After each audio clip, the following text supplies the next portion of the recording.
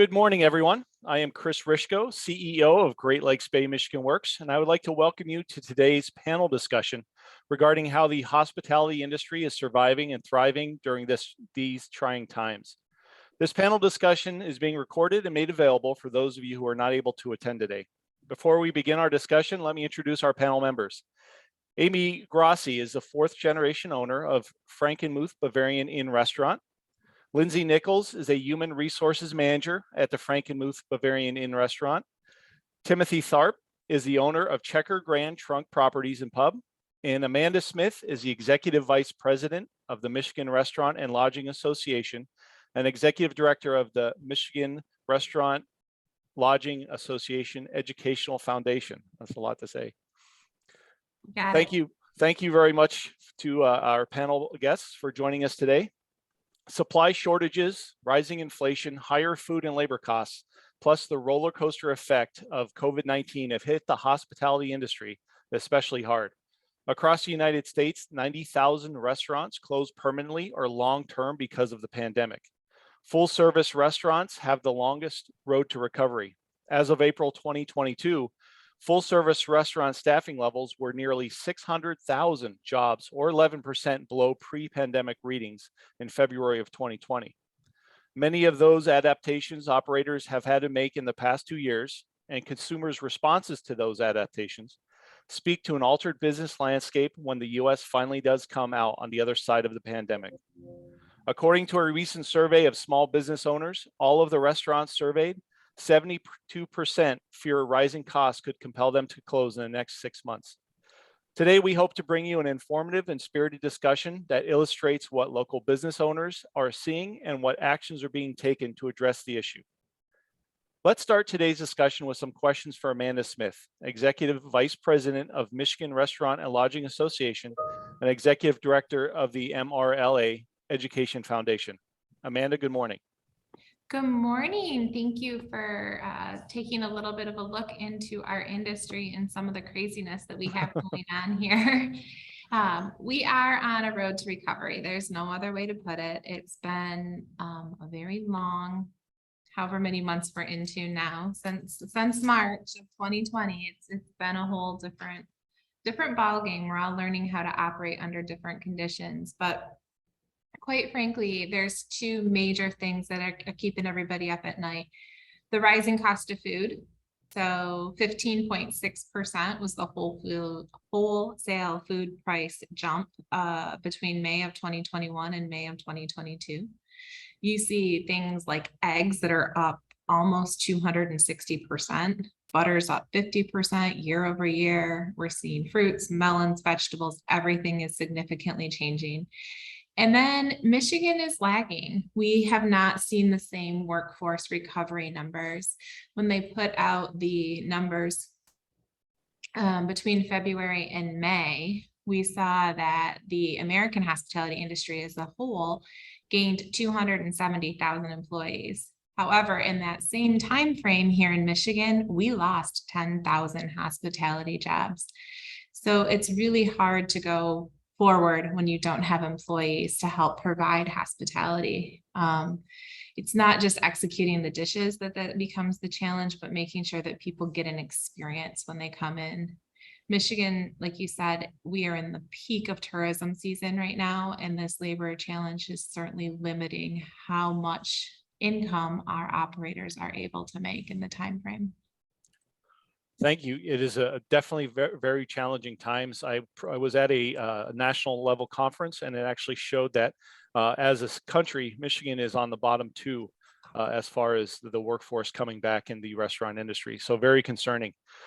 Amanda, I know your association supports hospitality careers through your educational foundation. Can you tell us more about the foundation, the programs you offer through it, and why it is important to the future of the hospitality industry in our state? Right. So the foundation works specifically with, I'm going to just go through a couple of our really specific programs. One of those programs is ProStart. So that is the foundation of restaurant management and culinary arts at the Career and Technical Education Center. So in your community, we've got a couple of them. They're really great programs. Students are able to work hands-on on commercial grade equipment.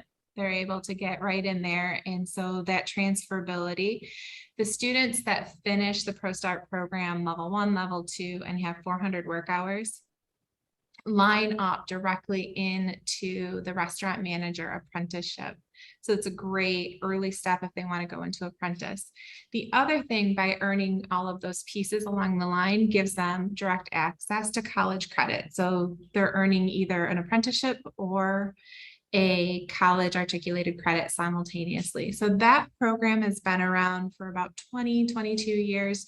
It's been growing, 79 tech centers and 12 prisons across the state.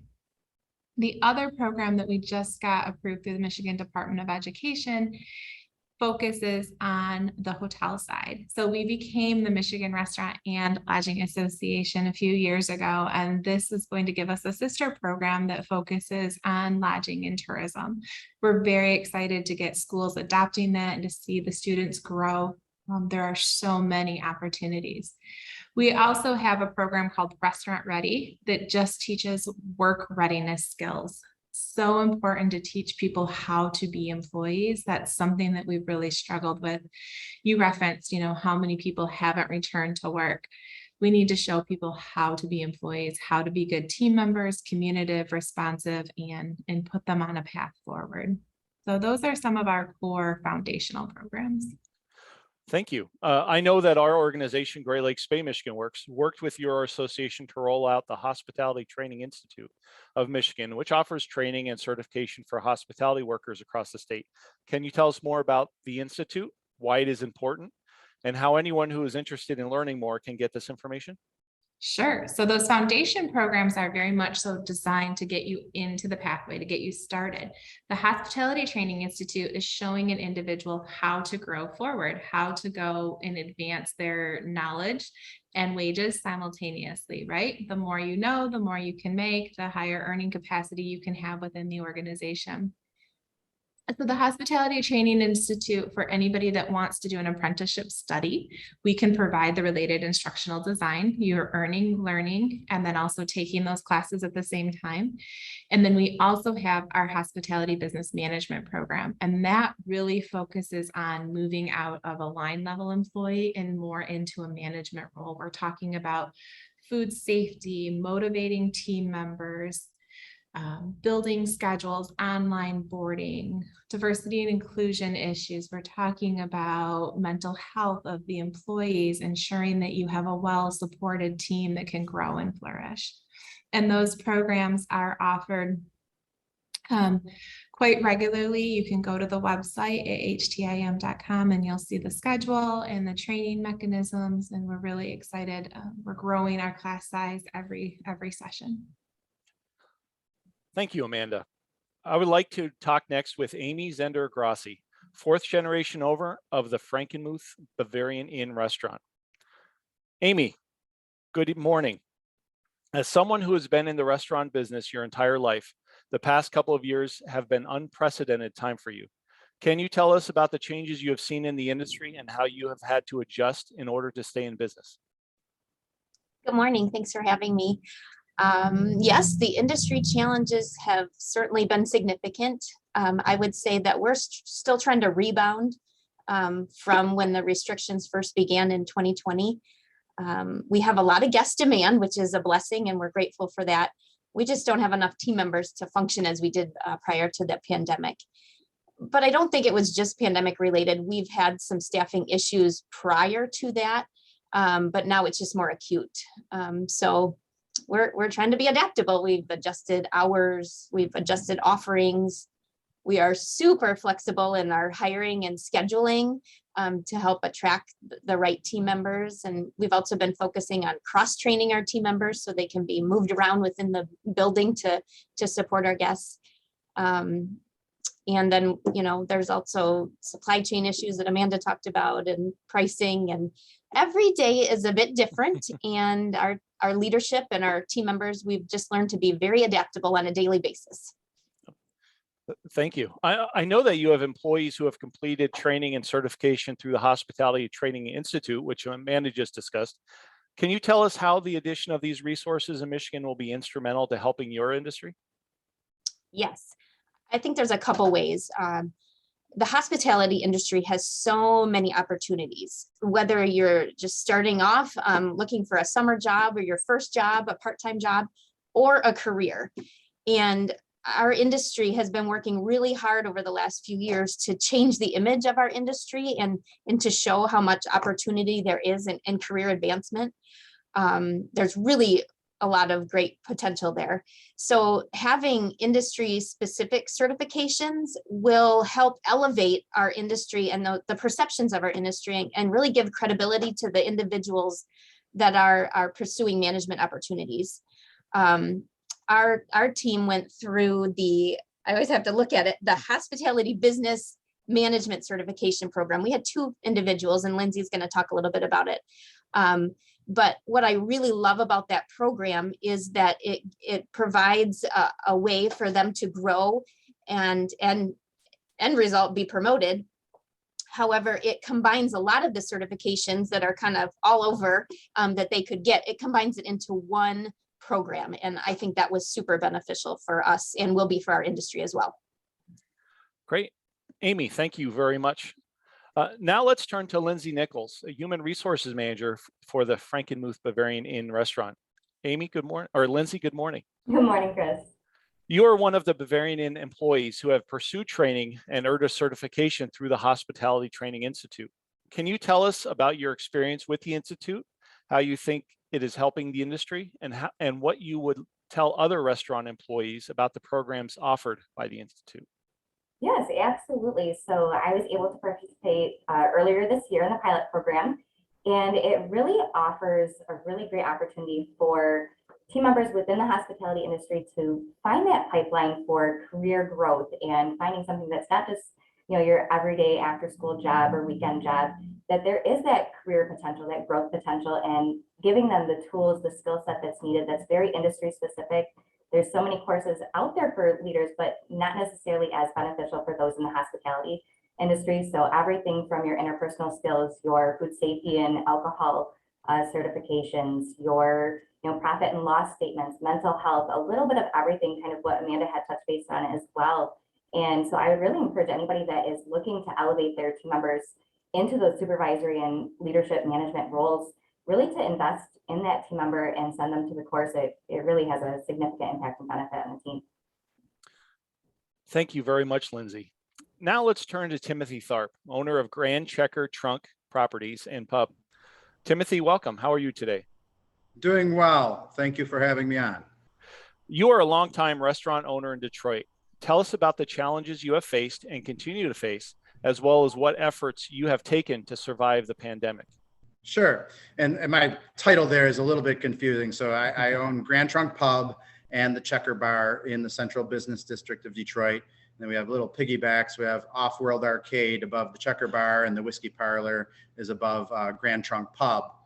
And so being in the Central Business District of Detroit, it had a lot of its unique challenges to, I think, maybe than the rest of the state. We have fairly low residential density here in terms of housing and apartment buildings. It's a lot of offices, high-rise offices. So we tried carry out, we tried, delivery. We ended up cooking for a lot of the first responders, that were set up in the makeshift hospital, over there on the riverfront. And,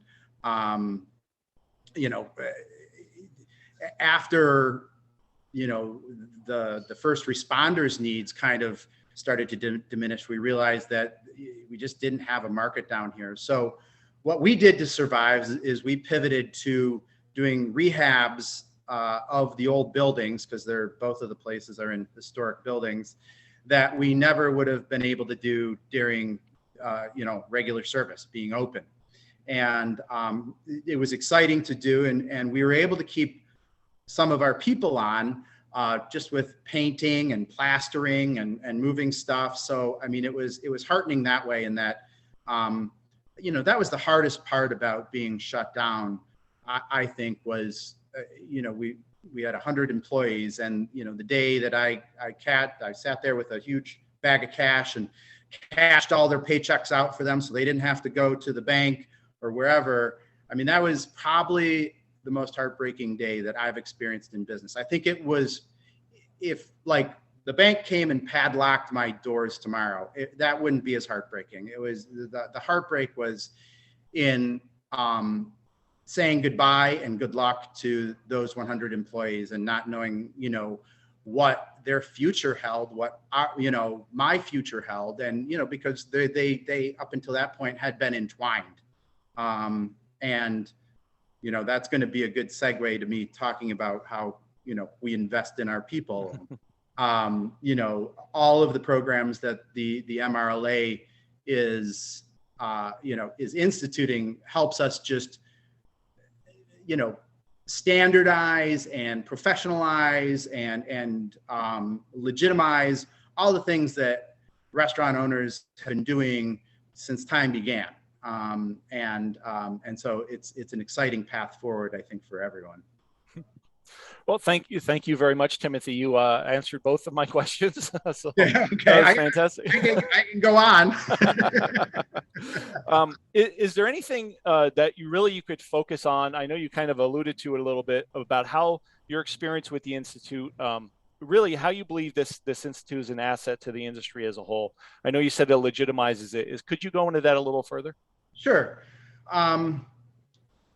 So I think most people who are involved in owning or operating a restaurant, they don't do it just for the numbers at all. You'd be silly to do that. They do it to be in touch with people, right? In touch with their employees, in touch with their community.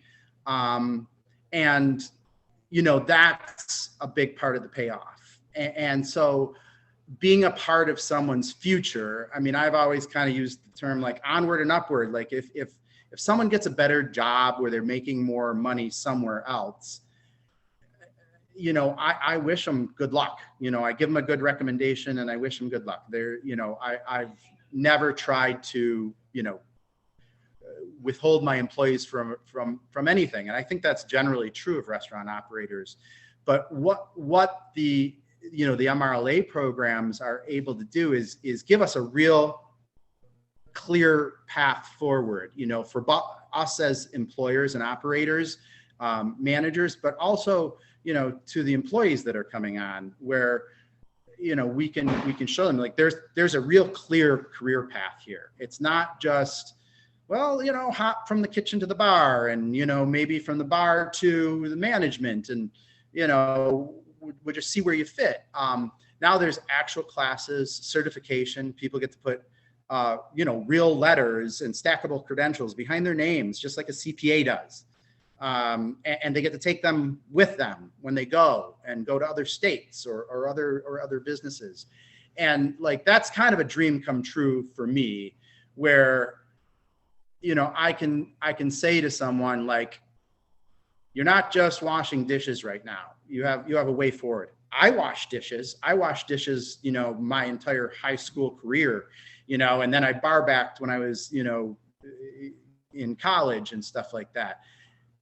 There was a way forward for me. There can be a way forward for you, but now it legitimizes it. It actually puts it on paper. So it makes me feel a lot more credible, you know, and you know, the people who we have hired from that, you know, they're vetted, right? They've already invested in themselves. They've already chosen to invest in themselves. So it makes it a lot easier for me to, you know, invest in myself, or for me to invest in them, because they've already invested in themselves. And, you know, that feels good. I mean, that feels good for the heart. Oh, that's a great answer. Thank you. Now we're going to focus on questions for everyone. Question 1. The National Restaurant Association has stated in its 2022 State of the Restaurant Industry report that the industry will likely never return to its pre-pandemic state. As competition for workers remain intense, what does the new normal look like for the industry? It's such a loaded question with so many fun ways we can answer it. I think one thing that a lot of operators found is, well, and a lot of consumers found, takeout's good. We've had some technology improvements. Everybody's not just getting those old styrofoam boxes where everything's soggy when you get home. We've changed the way that we operate as far as takeout and delivery goes. That's been a huge shift. That is one that really will help a lot of industry members continue to not, I mean, we're seeing ghost kitchens. We're seeing kitchens that have, seating for 10, but a kitchen that could feed a couple thousand. You're just seeing people really change that. Now, that isn't going to give you an experience, right? Timothy's in downtown Detroit. Amy's in Frankenmuth. When I go to those areas, I go for the experience of the city or the experience of Frankenmuth, and you feel like you've left the entire state when you go there, right? Those are magical places. The labor there on the front is absolutely necessary. But for a lot of places, you're seeing a lot more takeout, you're seeing a lot more to-go food, and that will definitely be a bigger part of our industry than it has ever been when you take the pie and divide it out. I agree with Amanda that takeout, is always going to be a much bigger part of what it was before. And it is a loaded question. I mean, we're not done pivoting. We're not done at all. There's legislation that's could change our industry tomorrow, and there's there's market disruptions that are still happening. So restaurants are incredibly resilient. We've shown that in the fact that the ones that are still in business despite being turned on and off like a light switch that usually burns out the light, right? Or the motor. Somehow, the operators that are still in business have figured out how to pivot through that, and we'll figure out how to continue to pivot through labor shortages or legislation that challenges the industry. But it really remains to be seen. I think asking that question is kind of like asking, how is this pandemic gonna end in like June of 2020, 6 months into it, right? Or 5 months into it. We can't really foresee exactly what it's going to be like, but I've said, and I do believe it's taken 2 years to kind of get into this mess. And it's going to take about 2 years to get out of it and get to a point where we understand what normal is, and we understand what the new normal is. We're still discovering that day by day. We have our Monday crowds are bigger than our Friday crowds a lot of times now, because people can work from home, and so they don't come to the office on Friday.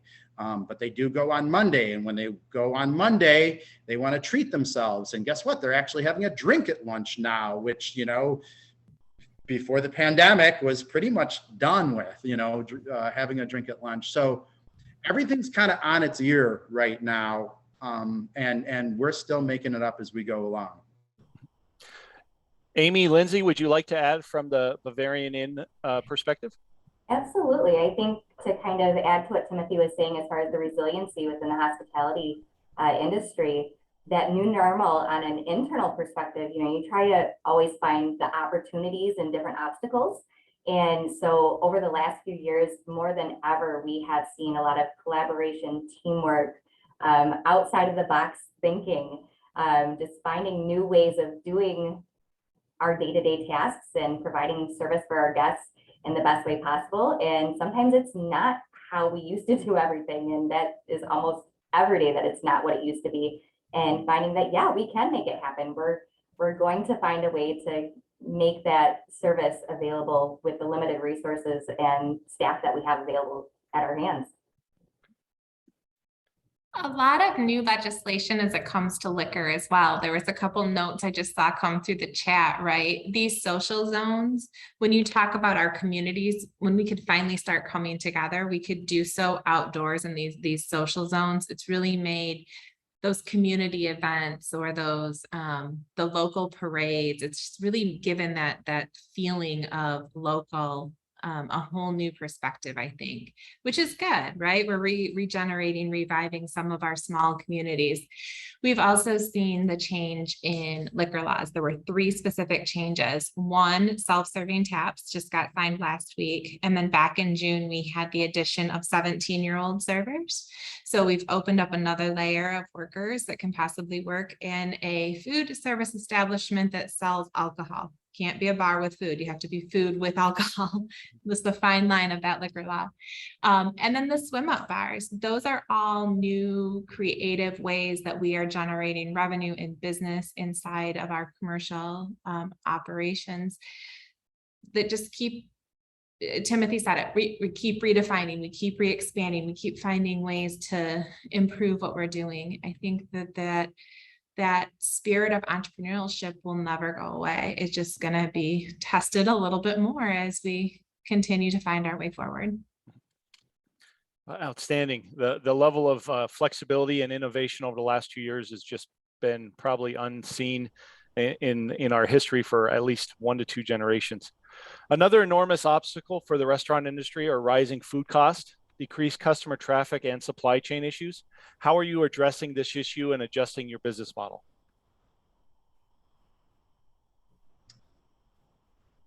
I think probably all of us, it's a daily consideration. Do we raise prices? Do we not raise prices?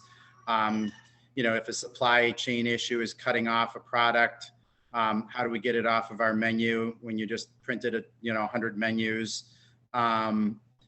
So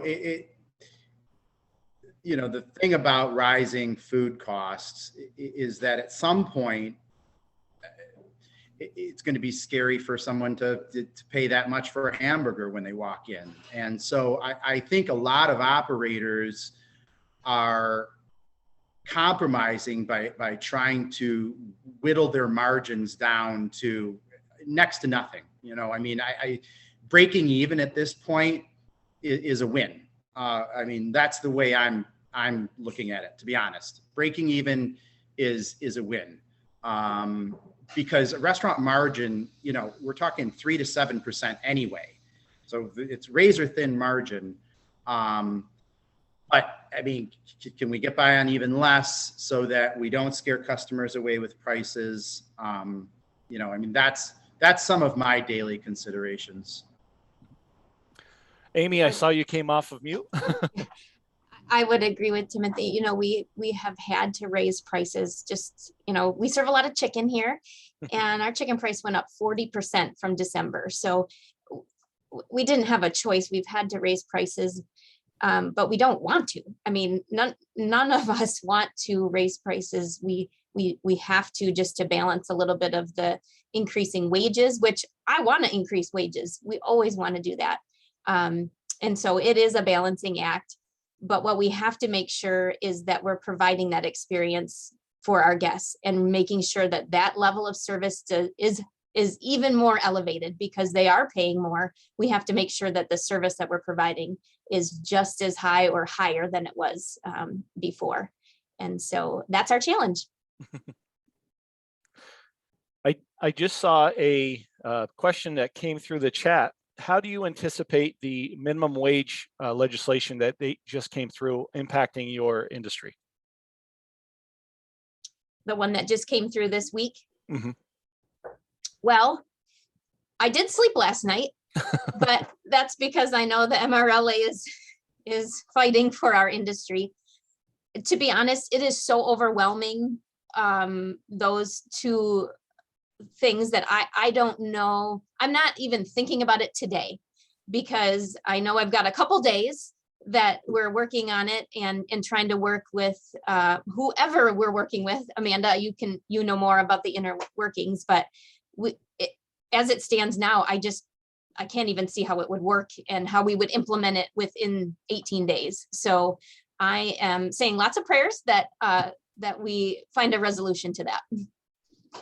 Absolutely. And I think that also as far as the marketing of some of those positions that are available, when you're already at a position where you've elevated those wages to a point to make them attractive, And now those increases are kind of eliminating that additional impact that that may have had. It's really challenging and scary, especially in an industry where the costs are rising on the back end. And you don't want, as Amy said, you don't want to have to pass that cost on to the guests. And how do you make that average out to where you're at least breaking even and being able to still keep the lights on and keep everybody paid when all these different things are rising all around you? Yeah, I agree. And Amy, you said it well. We would like to raise wages, but we also have to keep the lights on, and we have to pay the mortgage, and and so it's not an issue of wanting to pay workers less. It's just trying to make sure that we can pay everything. And on a razor thin margin, that's really hard to do. The minimum wage, at least for me, isn't as scary as the paid sick time off, because it's so poorly written, and it's incredibly messy in terms of how it would be kept track of. The paid sick time off accumulates incredibly quickly.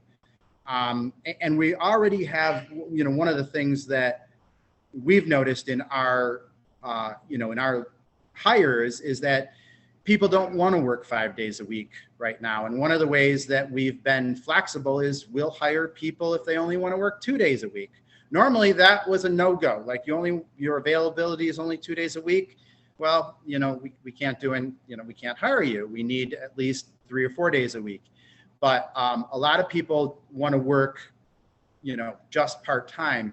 So that's a huge scheduling juggle. How do you make sure the dining room is covered? How do you make sure the kitchen is covered properly so that customers have good service when you have a whole lot of part-time employees? And now then, they would be able to call off on a whim, with no notice. It would be very, very difficult. So we're hoping that, this law gets looked at a little bit more in terms of how it would really directly affect not just restaurants, but businesses all across Michigan in general, and realize that we're just still reeling from everything that's happened to us. We're already paying, wages that have inflated, in some cases double to what they were pre-pandemic, and trying to build that into our business model. It's just really, really hard. Amanda? There's about the estimate, we always get asked to quantitate things, right? We always get asked to put a number behind. And of course you're using a scale and you're making educated estimates, but they're looking at 1/3 with the elimination of the tip credit. You're looking at about 1/3 of the servers would not be employed anymore. To put that into a number, that's about 50,000 people. That it just wouldn't make sense. It wouldn't be feasible to cover. And when you talk about taking 1/3 of the service staff off the floor, that changes your experience. That absolutely changes a guest experience. Timothy and Amy both said it, right? We want to give you an experience. We strive to make going out an experience. That's what hospitality is all about. But if we can't make it work number-wise, then you have to adjust. And those adjustments are going to change what a consumer gets when they dine out. It's going to change how that feels. There's just no other way to really make the math work. Yeah, unfortunately, there will be pivots to, like Amanda said, to eliminate, servers on the dining room floor, go to iPads. Things like that, stuff that no one wants to do. You're not on the customer side, not on the employer side, because hospitality is that connection to, your fellow human at the dining room table. You're breaking bread. It's primal to us, and to start replacing people with technology, if that's the only way forward, because that's the margins, then you're going to see a lot of operators, I think, getting out of the industry, and maybe the fast food chains will thrive, and that's, and the independents will suffer. I don't know. But that'd be hard to watch. Very, very challenging times. Thank you to all of our panel members for the great discussion today. Do any of you wish to have any final thoughts you'd like to share? I will. I'm sorry, go ahead. No, go right ahead. You are all up, Timothy. I guess it would just be a word out to the community leaders, the legislators. Just go easy on this industry. It's an industry of opportunity where that there aren't many left, right? I mean, there's not too many industries where someone can walk in off the sidewalk and get a job wiping down tables or washing dishes, and with their own hustle, their own initiative, be a celebrity chef in a matter of probably a few years. You can do that in this industry. You can't do that, in the legal industry or in the automotive industry or engineering or accounting. It's an industry of opportunity for me, us, the common people. And it's also the industry that has gotten hit the hardest through all of this. So just try to go easy on us for a little while until we can recover and start to, employ people and normalize here.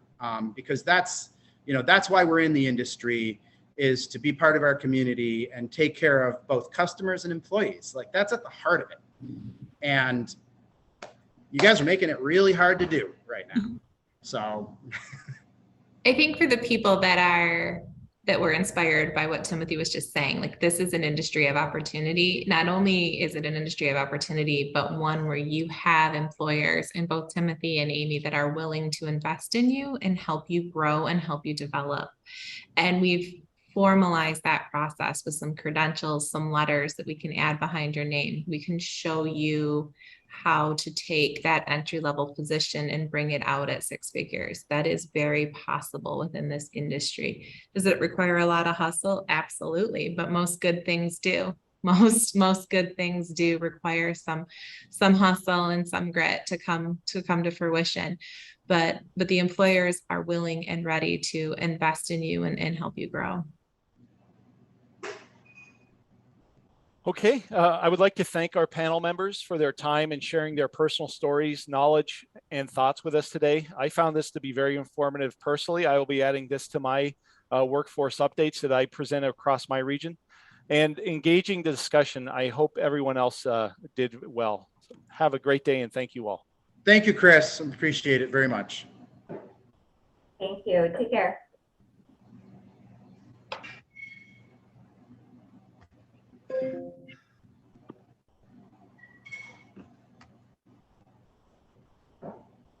Okay.